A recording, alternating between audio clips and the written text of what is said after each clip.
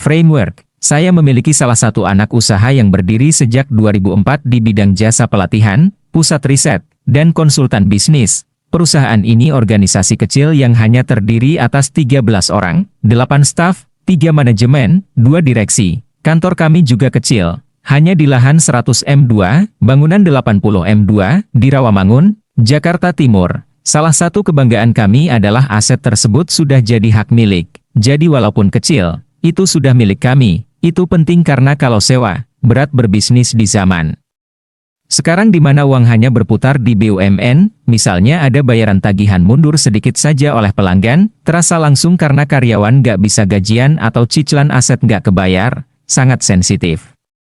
Dan alhamdulillah urusan ini tidak ada masalah. Saat ulang tahun perusahaan kemarin, kami mereview banyak hal. Pertama kami mengulas perjalanan kami selain RKAP, rencana kerja dan anggaran perusahaan. Ada hal yang panjang kami diskusikan yaitu tentang framework. Mitra saya yang mengelola perusahaan ini setiap hari 9-5 memberi masukan.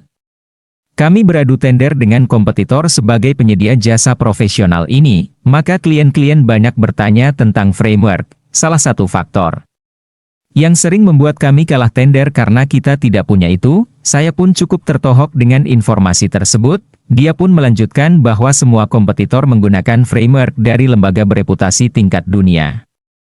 Misalnya pakai framework Philip Kotler, Stephen Covey, Six Sigma, Peter Senge, dan sebagainya. Selama ini kami pakai framework Paul Ekman, tapi sejujurnya itu kurang pas untuk manajemen.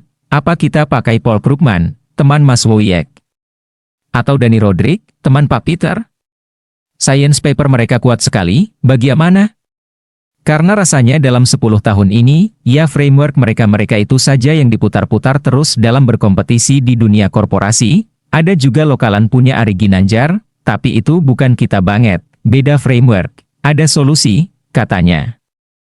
Belum sempat saya jawab, dia meneruskan komentarnya, bayangkan, masa sih dunia bisnis dan manajemen sudah bergeser jauh, kita masih pakai teori praktik manajemen yang itu-itu saja?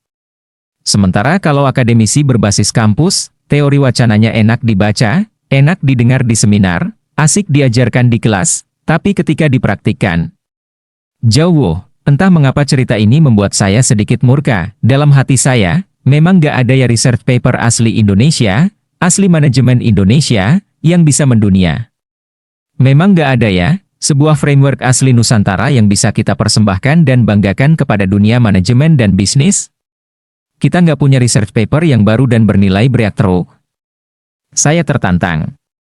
Rasanya setelah sekian lama berbisnis, saya sudah bisa buat framework asli Nusantara, mengapa tidak? Buktinya utang berbilang ratusan miliar di zaman kas kering dimakan BUMN, tetap ada solusi tuh. Sontoloyo saya pun kumat, di zaman properti mati semua seperti saat ini, tanah mangkrak di mana-mana milik grup saya, kita bisa keluar juga dengan cara asimetris. Oil and gas dihajar BUMN, kita bisa keluar dengan strategi private investment masuk, pajak mencekik, kita bisa keluar dengan utang dibesarkan ke luar negeri sehingga cost kita naik, jadi pajak nggak menjangkau, sektor usaha atas dicekik BUMN, baca, Rinso, dan FD, Foreign Direct Investment, dimnotori Cina dikawal LBP memakan banyak daging di atas. Kita turun ke bawah main bisnis retail, dalam berbisnis. Saya sudah cukup fleksibel, lincah, dan culas menghadapi BUMN, bermanuver melawan pejabat dan politikus yang ingin berkuasa di tahun politik ini. Kita terkadang meledek Pertamina yang rugi 12 triliun gara-gara melayani BBM satu harga. Salah manajemen, loh. Memang benar di Papua harga BBM sama dengan di Jawa saat ini, tapi itu bikin Pertamina rugi. Ya itu sih salah sendiri. Padahal kalau ditanya ke kita, memang ada cara untuk bisa satu harga BBM di seluruh Indonesia tapi nggak merugikan Pertamina. Ya ada, lah, caranya. Ya ngapain kita kasih tahu?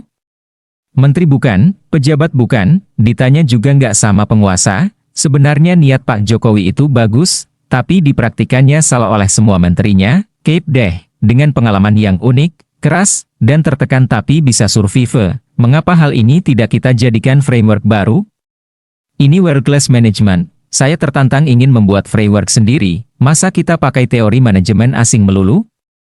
Masa grup besar kampus ternama sekelas UI, ITB, UGM, dan sebagainya nggak bisa buat framework bisnis kelas dunia sih? Masa hanya membeo teori orang asing?